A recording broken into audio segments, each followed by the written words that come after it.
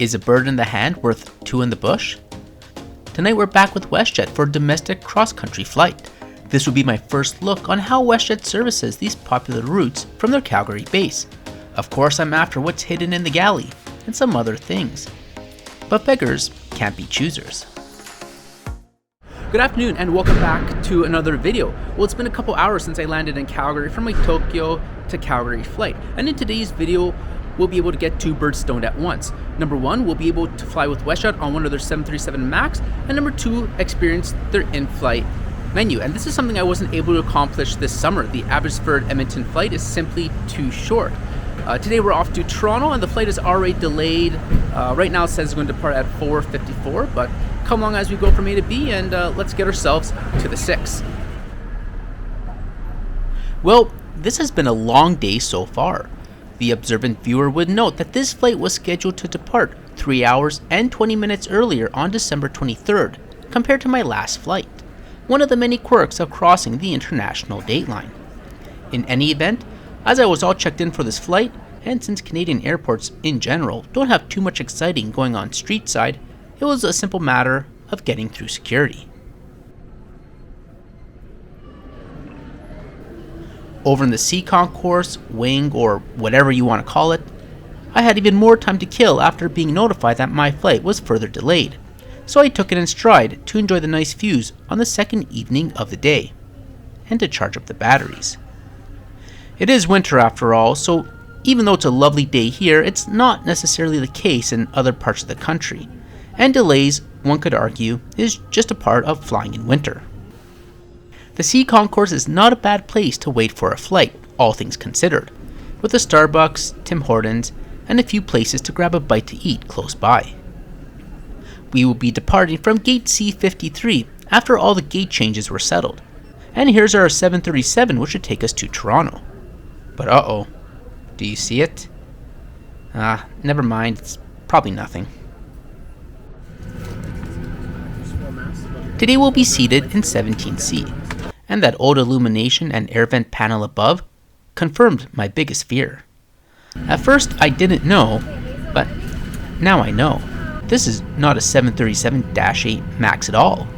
No, WestJet pulled an aircraft switch for our second time this year. What's the old saying? 1 time is by chance, 2 times is coincidence, or something like that? Oh well. The plane boarded rather fast and we ended up departing at 5:23 p.m. Still an hour and 20 minutes earlier than my first flight of the day. We're on a 10-year-old Boeing 737-800 aircraft, which was first delivered to WestJet in January 2015. This plane, unlike the one in the summer, is configured with 2 classes, seating 174 passengers, and there's 3 lavatories on board. And as we start to make our way, I take the opportunity to welcome new viewers to the channel and invite you to subscribe for continued travel and aviation related content. We got a lot of exciting trips coming up in 2025.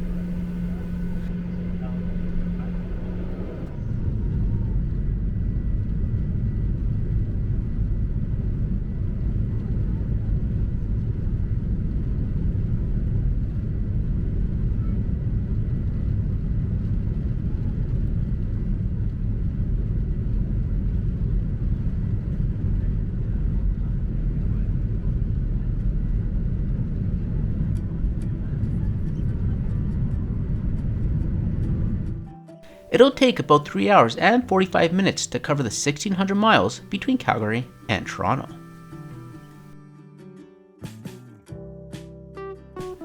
The economy cabin is laid out in your standard 3-3 seating configuration, with dark blue seats and off-white seat backs, which we've enjoyed time and time again. But there are a few differences compared to WestJet's all-economy configured 737s. The first is the use of the teal antimacassars.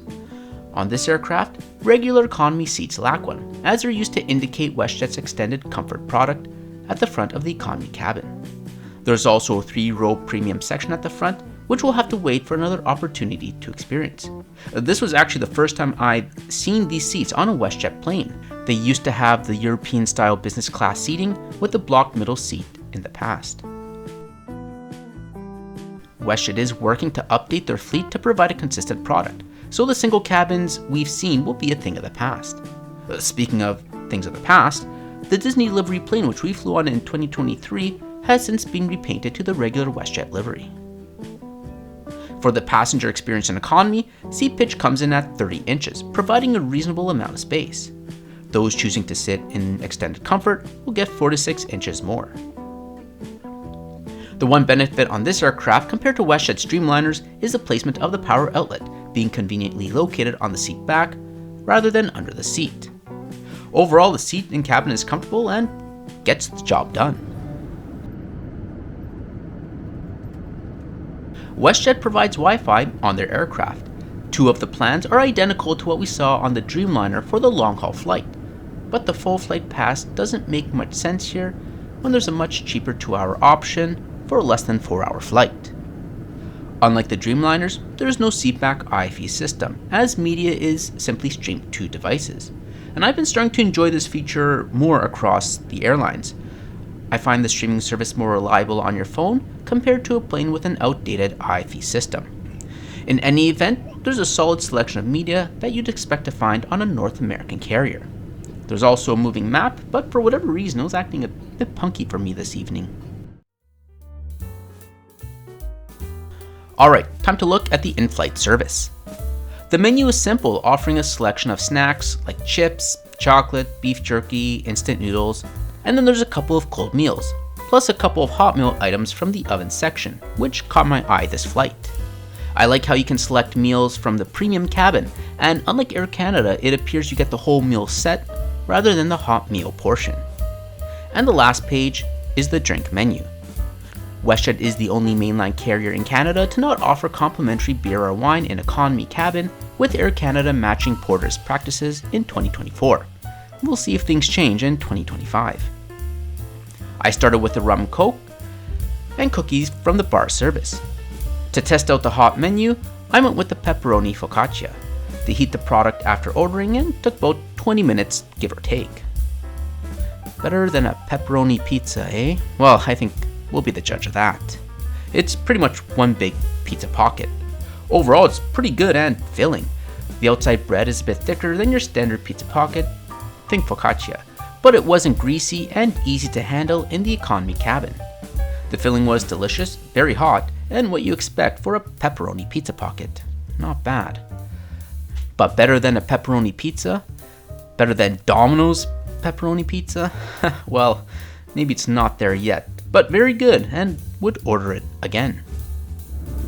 Once the meal service was done, it was time to relax for a bit. I was well past exhausted at this point and dozed off quite easily. You know, these 737s don't have the new LED interior lighting, but I enjoyed the soft lighting throughout the cabin. With a good meal, noise-canceling headphones, relaxing ambiance, comfortable seat, what else does one really need?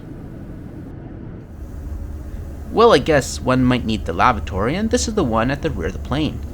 It's what you expect, it's the slimmer design without the full countertop. And this brings us to the end of the trip. We actually got a few more minutes as we were in a holding pattern due to the snow in Toronto, the first white Christmas in recent memory. Overall, WestJet does these longer cross-country trips as good as any of the other carriers. The staff, as with all my experiences on WestJet, do an incredible job. Of course, my flight was delayed several times with gate changes, but WestJet provided updates regularly, so no time was I left in the dark. But I'm still on the hunt to experience their 737 MAX and to experience their premium service. I would also like to see their early morning flight experience as the menu was geared more towards lunch and dinner. And perhaps in 2025 we'll get around to it. This flight was part of a one-way itinerary from Tokyo to Toronto with a connection in Calgary, and the price came out to $675. Thanks for watching. Let me know your thoughts on WestJet's domestic evening service, and I'll catch you in the next video.